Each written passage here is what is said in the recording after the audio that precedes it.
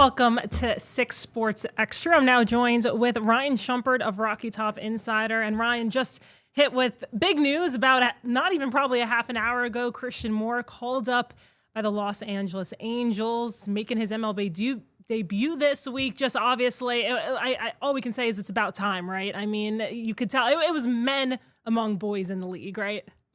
Yeah, absolutely. No, you broke the news to me via text shortly before we hopped on here. So, no, super exciting. I think there was some buzz or maybe thought that he might make the Angels opening day roster and get sent down to the Double A. Obviously, had to stop here in Knoxville against the Smokies, and I mean, it couldn't have been more than 2 or 3 weeks ago that he called up the Triple A, and he'd just been on absolute fire since in Triple A. And the Angels have been kind of fast-tracked a number of prospects over the years from minor leagues up to the big league club, and Christian Moore just the latest. And an Angels team that's still early in the season, but it's been pretty competitive and is I think only a handful of games back in the AL West. So super exciting for Christian Moore just to begin with, and a chance to make a difference for a team who's looking to push for a playoff spot.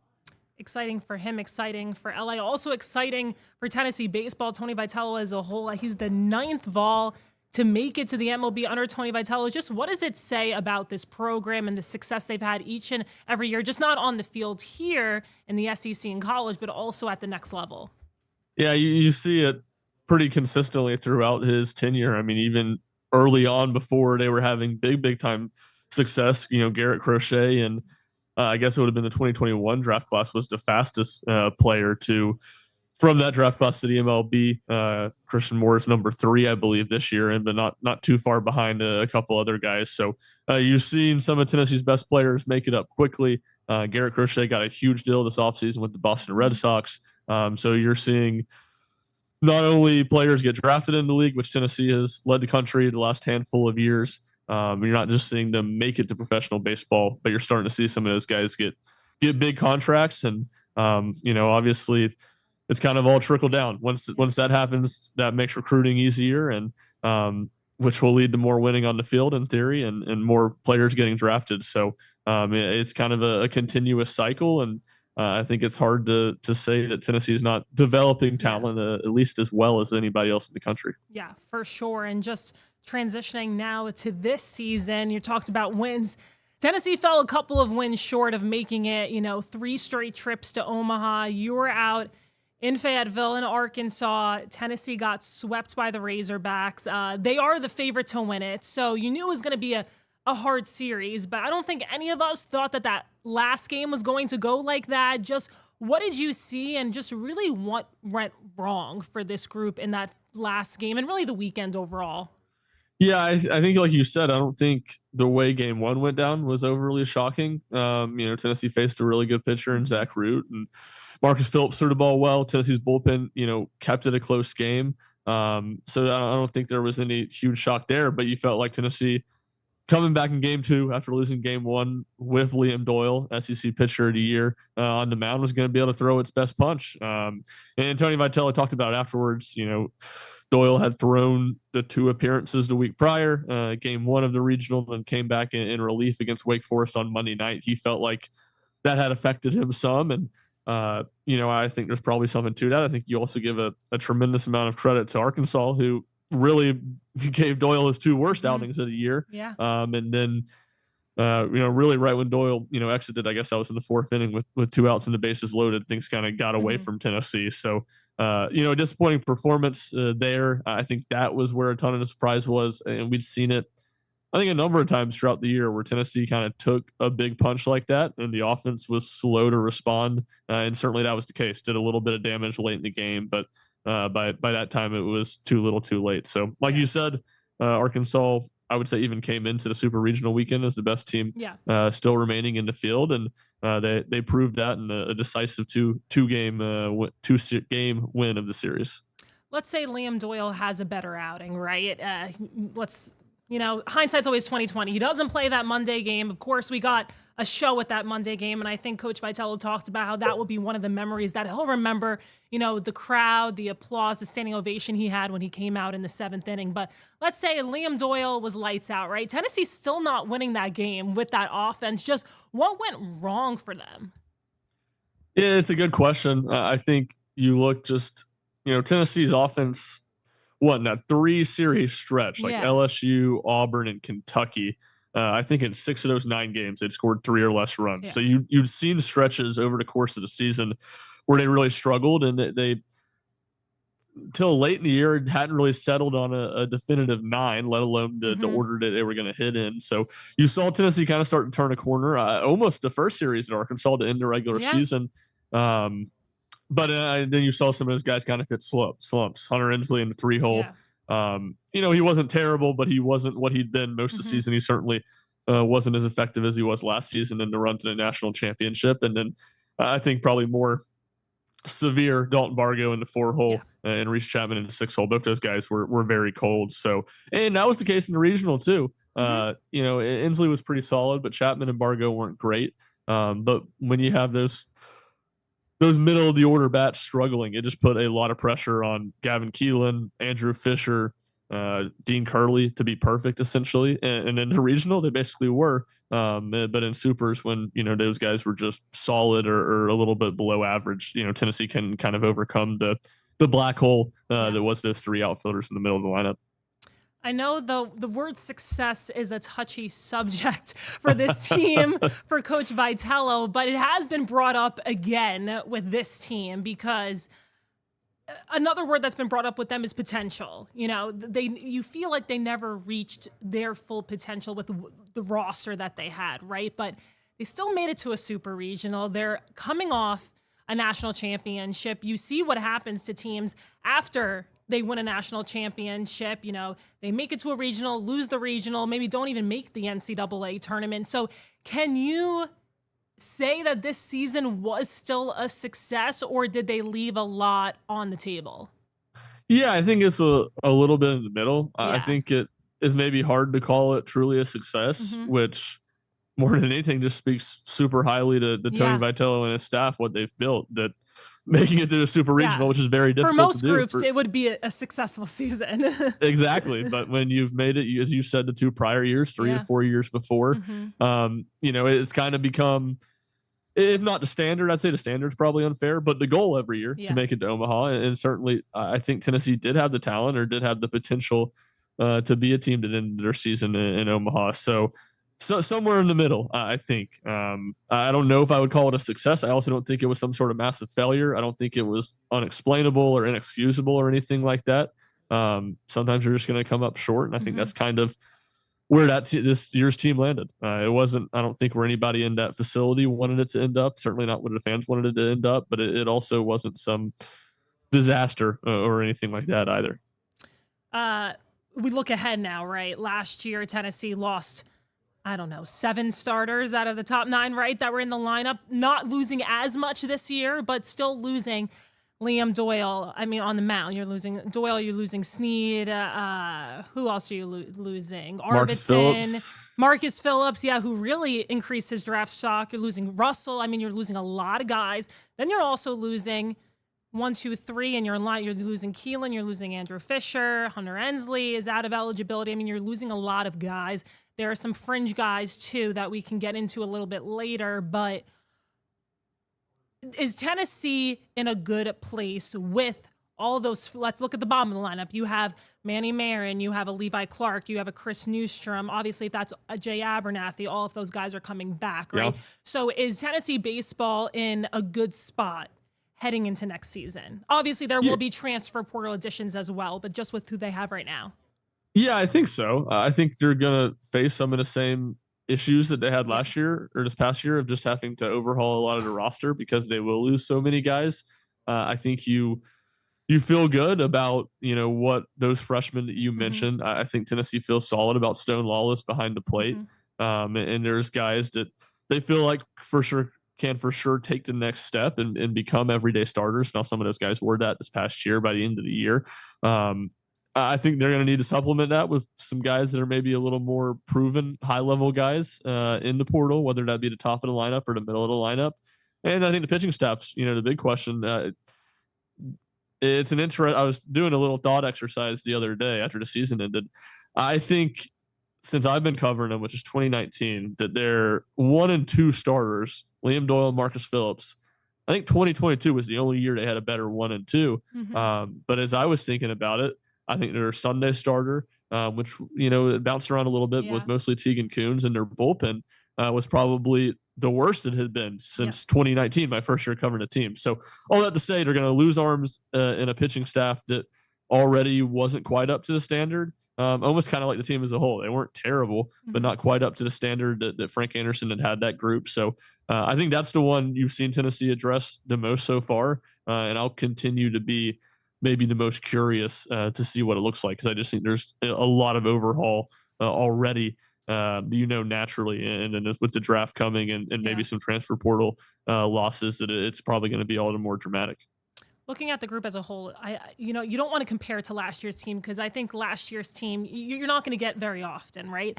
But you brought in an Andrew Fisher and a Gavin Keelan who instantly clicked, right, with the team. And I know Coach Vitello always talks about how Billy Amick instantly clicked as well last year, but you had guys like a Christian Moore, a Blake Burke, a Dylan Dron, and Kavaris Tears who worked their way up, built that culture. Is that obviously then that brings up the transfer portal, but is it hard to have a team like that? And did that contribute a lot to the success last season, where in moments where if Tennessee got down this year, you didn't feel as confident as maybe in years past that they would be able to bounce back?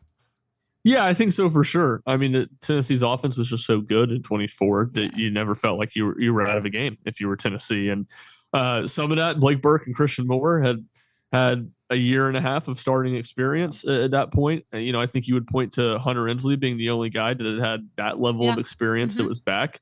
And something that I think maybe this year's team was missing a little bit, that a lot of Tony's teams have really had, and you Yeah. certainly would point to 24, was, you said it, those guys that were fringe starters the year before taking that step and becoming superstars. I mean, Hmm. Dylan Dreiling was the Yeah. College World Series MVP. He was a phenomenal player. Kavaris Tears hit 20 home runs. Um, was really good defensively, slid over to center field in Omaha when Hunter Inslee got hurt. Yeah. I think those were the two guys that maybe you went into 24 thinking these guys are going to be good players. They're going to Mhm. start for Tennessee. And those guys were superstars. And when you pair that with Moore and Burke, who had kind of already been there and continued to get better, and Billy Amick, you knew from his time at Clemson, could produce at a really high level and a Mhm. high level conference. And this past year, like, I don't think, Dalton Bargo and Reese Chapman were kind of those guys, and Cannon Peebles, Yeah. they played some on the 24 team. They DH'd. They had opportunities and they'd shown flashes, and none of those guys were bad. Dalton No. Bargo was probably maybe Tennessee's third best hitter in SEC play. Hmm. So then it's not that any of those guys were bad, but none of them took kind of that step, Yeah. like a Dylan Dreiling, like a Kavaris Tears, which again is super hard to do. Yeah. So I think that's maybe something that Tennessee's led to Tennessee's offense being a little more average than some of the really, really good ones they've had in prior years. Talking about seeing flashes of potential, I think we've seen that with all of the freshmen, right? Like, Yeah, do you for think sure. that not saying that they're going to be a Blake Burke, a Christian Moore, I'm not saying that obviously in their second year, but can they take a big step like that? Maybe like a step like Dylan Dreiling did from his sophomore to junior year. But earlier on, since they had so much experience, as some more than others, obviously Manny and Levi more than Chris and Jay, but take that next step and become that superstar on the team so that you can have like a superstar that's already on the team and you don't have to get from the transfer portal and build them into that culture. You know what I mean? 100%. Yeah, I think that's something you will be tracking all offseason. Yeah. I think it's plausible. You're certainly not going to hit 4 for 4 Yeah. on that necessarily, but I feel good about Levi Clark being Yeah. that. I think he showed flashes, and I think you see the power naturally that he has. I think when you look at Jay Abernathy and Manny Marin, what they I think combined to hit 4 home runs. Jay Abernathy's 1 home run, ironically, the second to last at bat of the season. That was a no doubter. So I feel good about all those guys stepping up and being starting quality players and good SEC, solid SEC starters. I think it's kind of to be determined if any of those guys can step up and truly be superstars. I think Levi Clark's the one that I would feel the most confidence in. Just because he was probably closer to that this year. He had some really nice moments in SEC play, and maybe already is a little bit more physically well built. But I think it'll be a big offseason for both Abernathy and Marin, particularly in Quentin Eberhardt's strength and conditioning program, because those are two guys that have a ton of potential. And they looked like freshmen Yeah. physically Hmm. from that Yeah. standpoint. We'll see how much more power those guys can hit for with a full off season and a college strength and conditioning program, nutrition plan, all that stuff that goes into player development that you maybe don't necessarily see on the field. Freshman we haven't talked about yet is Tegan Kuhn switching over to the mound. You talked about not really having a Sunday starter all season. He did show flashes of potential. He did show that he could be a Sunday starter. Obviously, Tony going in a different direction come regional, super regional time. But where do you see him next season? Does he take that next step to become your Friday night guy? Do you see him in a different role? And why do you think he kind of lost that command as SEC play went on? Yeah, it's a really good question, and it's certainly, I think, the Hard most to answer, yeah, I guess. yeah, it's the most like jarring thing, I think, more than anything when you look at the postseason. Like, he didn't throw in the NCAA tournament. No. I do, maybe I'll look silly. I do expect him back. I think he'll be a big part of Tennessee's pitching staff. I think he will be a weekend starter for Tennessee next year. It never felt quite to me like, even when he was throwing the ball a little better, there was a complete trust level from Frank and Tony with him. It felt like even in some of his better outings, the leash was maybe a little short when things did start to go sideways. So look, he's a guy that before the season, he was already a super skinny kid. He lost a bunch of weight right before the season started because he got sick. Yes. I don't think that did him any favors. So the talent's obviously there. I think, developing some secondary pitches, a little bit more consistency with them will be important for him. But no, like I said, I think he will be a weekend starter for Tennessee next year. What day, what role that is, probably depends on what they do in the transfer portal, and certainly will depend on how he performs in the fall. Yeah, I guess obviously Tennessee's already picked up a couple of arms right in the transfer portal, but that will continue on throughout the month. Who on this roster now do you see taking on a bigger role? One of the guys that really, I think was underused this year, who showed a lot of flashes last season, is Dylan Loy. Like, where do you see him next season in this pitching rotation?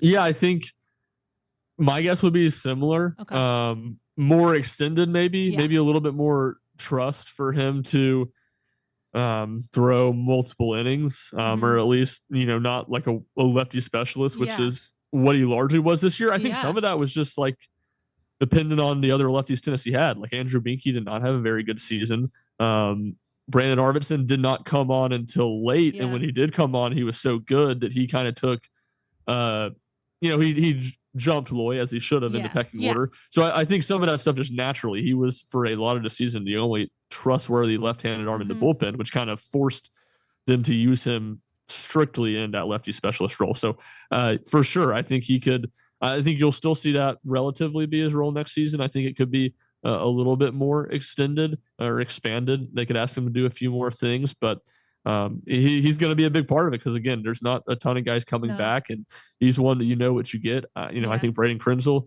is one that, he was a true freshman this year, was throwing the ball really, really well until he got sick there midway through SEC play and missed a couple weeks. And he pitched well in the NCAA tournament. It took him a little bit while to kind of get his footing back after that. So he's a guy, you saw him in a lot of long relief really early in SEC play, a stack with Coons through to start those game 3 series, and then they went to Krenzel after that. So I think he's a guy that's going to compete for a weekend starting job, and at the very least should have a significant role in Tennessee's bullpen. And then I mentioned that I'll come back to it, so I don't want to forget about it. But 3 guys, kind of, you mentioned that we're poised to have bigger years and take a step this season. Reese Chapman, Dalton Bargo, Cannon Peebles, all draft eligible. Who do you think stays? Who do you think goes? I think or individually, if anyone stays. Yeah, I think I would say, I think all of them, better chance than not that they go pro. It wouldn't surprise me if one of those guys comes back. I think who that is almost curious. Like, I think in my head, I think when I'm just, look, I'm not an MLB scout, obviously, but I see Dalton Bargo as the one that maybe doesn't do as many things super well. He's a good hitter, but not a great hitter. He's kind of positionless. But he's the one. And granted, this was before he finished the year really cold. But Keith Law, the Athletic, had him, I think, around 90 in his mock draft SEC tournament week. he goes anywhere near 90, he'll be gone. Yeah. Reese Chapman, Right. for maybe not having the best year, he still has a lot of physical tools. He's really good defensively. He's a good athlete. He's a solid hitter, has some power in the bat. And then, I think maybe Cannon Peebles would be the one I'd say just on the surface would be the most likely to come back. But at the same time, MLB teams are always looking for catchers just because there's not many of them, and you got a bunch of minor league teams that you're trying to field rosters for with multiple catchers. So there's always value and there's always premium on that to where, maybe I wouldn't have the most trust in him, or I wouldn't say he's the best bet of that group to make it to the MLB. I do think he definitely will have opportunities in professional baseball. So it wouldn't surprise me if one of those guys ends up coming back. But just, as I'm working through it right now, my expectation is it's more likely than not that all three will be gone. Transfer portal, still a long way to go throughout this whole process. But obviously the goal right now has been getting arms. I mean, we've seen that throughout this past week.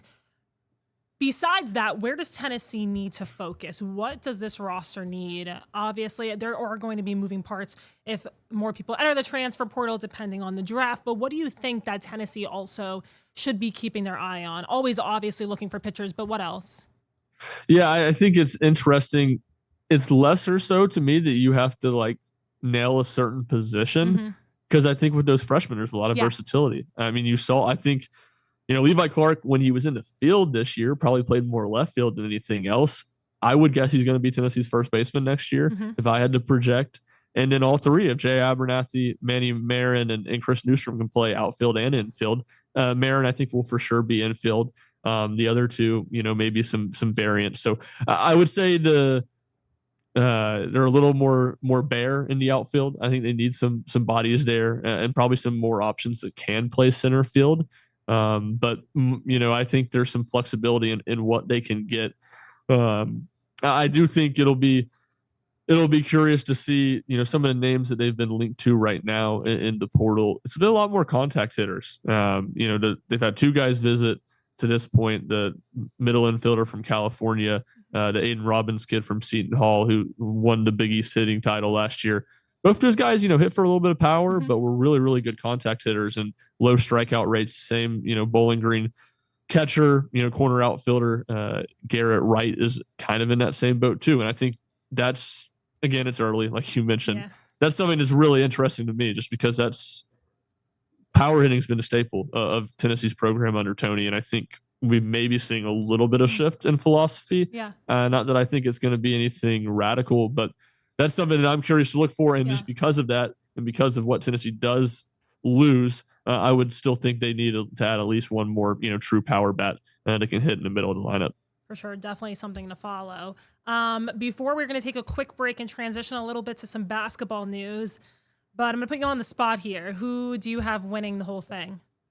Oh, that's a good question. All right. Well, I mean, I could say Arkansas. They're probably the most likely, but let's have some fun. We're all Murray State fans, are we not? Or yeah, we are Murray State fans. But see, we should. This would have been a good one to have Jack on, because Jack's parents are Murray State alums. He grew up 30 miles, so he's been all on the Racers bandwagon. Yeah, they're racing. Yeah, they're racing. I'll go Coastal. I like that's that a fun pick. story I too. like that pick. Yes. I think they have a little bit better chance than in Murray. They were, whatever it was, the number 11 or 12 overall seed for a reason. Yeah. They've had a really good season all year, and they've certainly been playing awesome baseball. I think they've won 20 straight games or something like that. So, Arkansas or LSU is probably the more conventional pick, the most likely one. But, I don't think anyone in these parts wants to see those two win. No. So I'll go with Coastal. That's a smart answer. All right, we're going to take a quick break. We'll be right back. All right, welcome back to 6 Sports Extra, joined with Ryan Schumpert of Rocky Top Insider. All right, we're baseballed out. There are some basketball news to get to today. Zakai Zeigler denied a preliminary injunction as he is trying to earn another season playing for Tennessee basketball. Ryan, I just got to ask you, it feels a lot like the Alberto Osuna case, denied the preliminary injunction. And then it's kind of like the court is saying, we're just throwing it back to the NCAA. We'll see what happens. How do we feel? Do you think he's going to be on the court next year? Or maybe, I don't know, working with Barnes on the bench or something like that? Yeah, no, I don't think he'll be back on the court. I don't think it's a complete done deal that he won't be. But I would be, Yeah. surprised. I mean, I would have been surprised if he had won. He gotten this preliminary injunction that he was looking for. So no, I don't think the ruling today was anything super shocking. It's not. He's not completely done for, I Yeah. guess, when it comes to his eligibility, but certainly doesn't seem likely. Basically the judge saying that while they're diluting eligibility, they are not controlling, the market value for players. They're not limiting the market value. They're just limiting who can play. And since other players will feasibly take his spot, that it didn't violate the Sherman Antitrust Act. So, not overly shocking, and certainly unfortunate for Zakai, but I don't think, it was anything that anyone was super caught off guard by. Quickly, do you think that this is going to call? I mean, we've seen a couple of these. Should we expect more in the future, or maybe if they start cracking down, saying we're denying, maybe it'll stop? What do you think? Quickly. Yeah, I think we would have seen the floodgates open if it had passed. Yeah. If Zakai had been received it. I don't think you'll see that now, especially since it's so late in the cycle. People are going to the NBA draft. Most of these rosters are pretty set at this point. I do think it'll continue to be curious that, and part of Zakai's case was that the 5-year deal that the NCAA has talked about doing, which is essentially what he was asking for, just 5 years to play, 5, take away the red shirt. I still think in the long term that has a good chance of getting passed, but not in time for this current group of seniors to be able to benefit from it. Just quickly too, I keep adding. So do you think that players will be less likely to not redshirt, more likely to redshirt to stay a little bit longer, or? No, not really. Okay. Because you want to play. Yeah, the guys want to play. Yeah. Yeah. I mean, it's not like that was something Zakai was even thinking about At his the freshman time, year. right. But now going forward, people seeing this, you don't think it will change anything? No, not a ton. I mean, kind of like sometimes it is in football, where if it's borderline and you don't think you're going to play, maybe lean that way. But if you feel like you're going to play a good bit and can help the team, I don't think you're going to see a bunch of people elect to redshirt instead. Awesome. Well, that's something we will continue to follow next week. Probably talk some more College World Series, also gearing up for the NBA draft. So plenty in this off season, and we're almost at football. So a lot more to come. Ryan, thank you so much for joining us. We'll see you next week. Yeah, sounds great. Appreciate you all having me on.